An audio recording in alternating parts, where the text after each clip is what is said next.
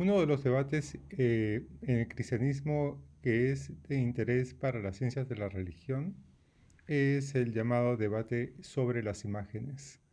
Eh, como se es sabido, en el Génesis eh, se presenta a Yahvé eh, dando una prohibición estricta, eh, no solamente no me pondrás nombre, sino que también tampoco harás imágenes de mí. Y esa prohibición quedó muy clara tanto en el pueblo judío como en el cristianismo que se desarrolla a partir de él. Pero cuando el Imperio Romano se divide en Imperio Romano de Oriente y de Occidente, y al mismo tiempo el cristianismo se convierte en la religión oficial del imperio, sucede que en Occidente, en las levantadas nuevas catedrales donde se congregaba a los recién eh, cristianizados, a las personas que habían dejado sus creencias anteriores y abrazaban ahora el cristianismo.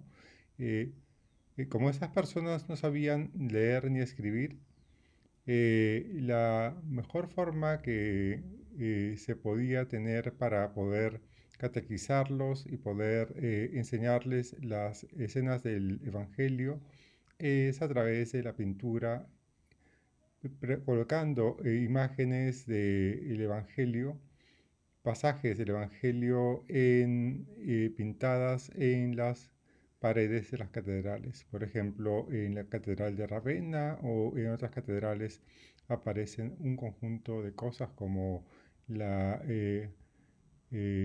multiplicación de los peces y los panes y la separación de las ovejas y cosas por el estilo.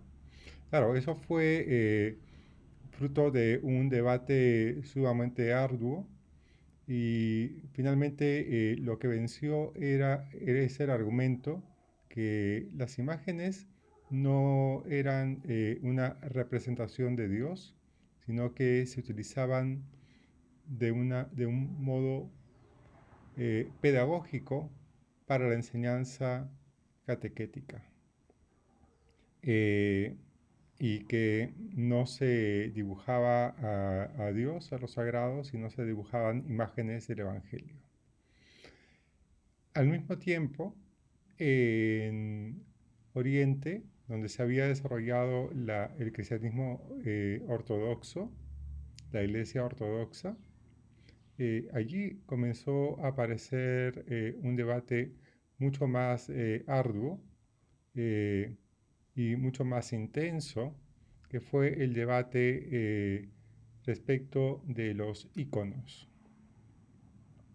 Eh, Hubo una primera posición que era la posición iconoclasta. Iconoclasta significa el rechazo a las imágenes y hubo un movimiento bastante extenso de ataque contra las imágenes, destrucción de imágenes y cosas por el estilo.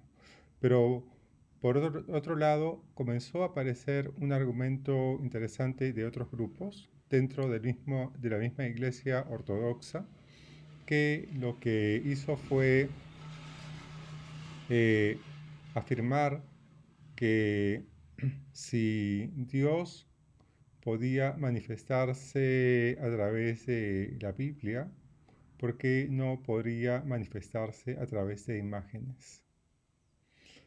¿O acaso habríamos pretendido o podríamos pretender limitar los poderes y las posibilidades de Dios?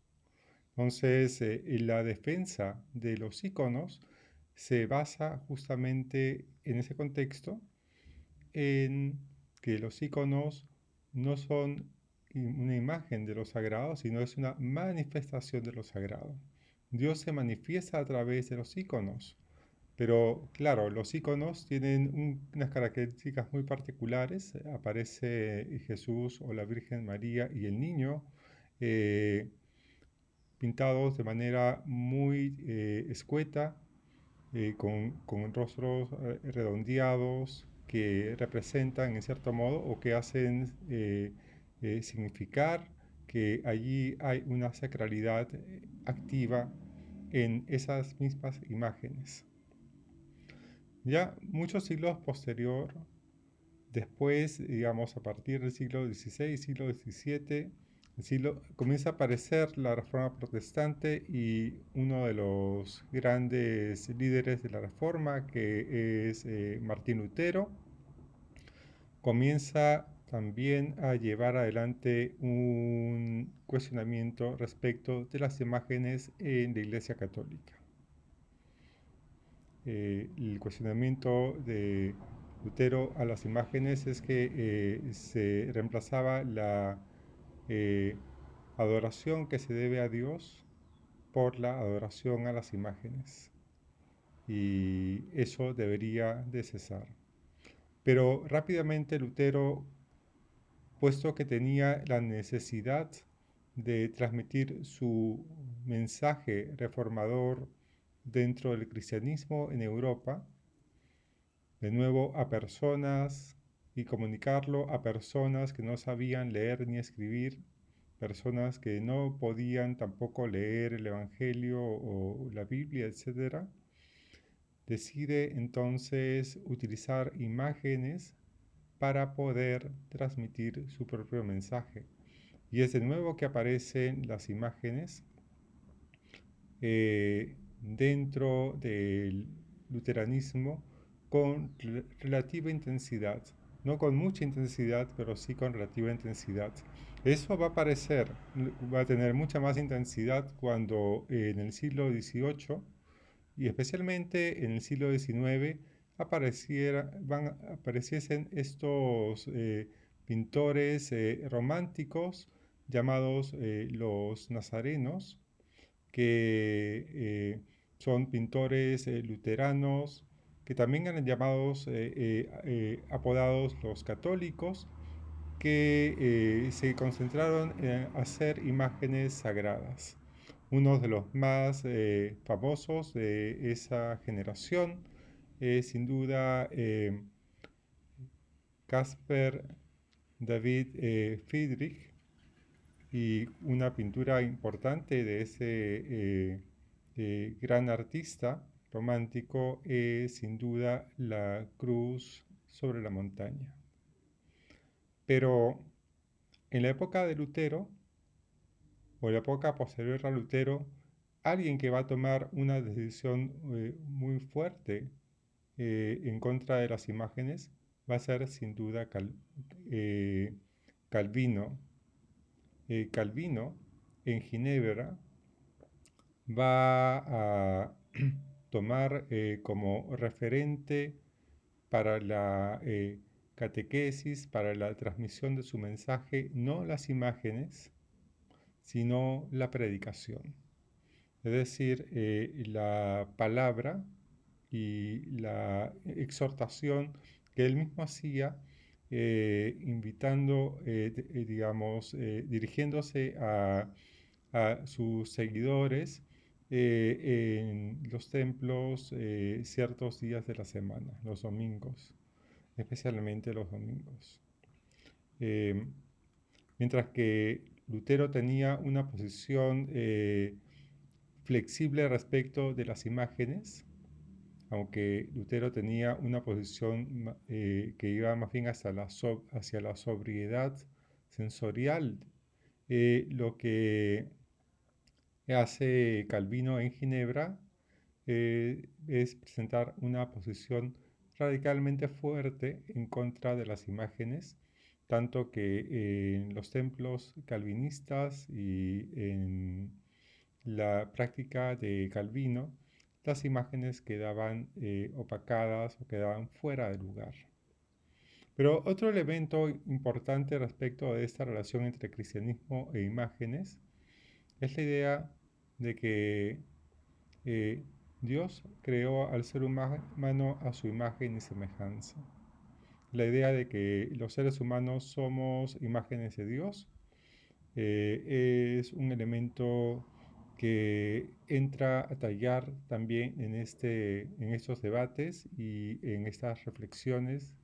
Y hay otro elemento que es el elemento de las imágenes del Cristo sufriente, que aparece con mucha fuerza a partir del Concilio Vaticano II y la experiencia de la Iglesia latinoamericana y la teología de la liberación.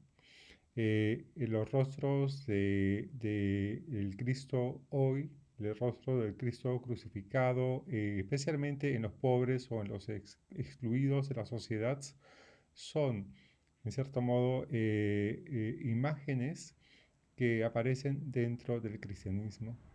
Y otro elemento adicional respecto de las imágenes es que si bien la Biblia es sagrada y es la única que es suficiente para transmitir la verdad sagrada, la verdad de la salvación, hay un elemento en la Biblia que es que la Biblia está escrita por letras y que durante mucho tiempo han sido en cierto modo cuneiformes y de otras formas y que la escritura misma expresa imágenes.